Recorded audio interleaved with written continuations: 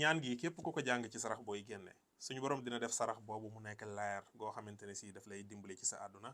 naka noonu it borom bi dafay yaatal sa wërsëg daf lay musalit ci bépp lor boo xamante ne si dafa jëm si ci yow kon email vidéo bi da nga partagé ko bindal ma ci commentaire yi wax ma ban sarax ngay faral di génne incha allah dinaa la wax lenn ci njëriñ yi waaye tamit naka ngay mën a def pour mën see jëriñu incha allah ñaan gi mooy heure booy génnee sarax nga jàng allahumma ij'al sadaqati nuuran lii fi xayaati wa risqan mubarakan wa xifsan min kulli suin allahumma ij'al sadaqati nuuran lii fi xayaati wa risqan mubarakan wa xifsan min kulli suin loolu mooy suñ borom na nga def sama sarax bi mu nekk leer goo xamante ne si daf may dimbali ci sama dund waaye tamit dafay nekk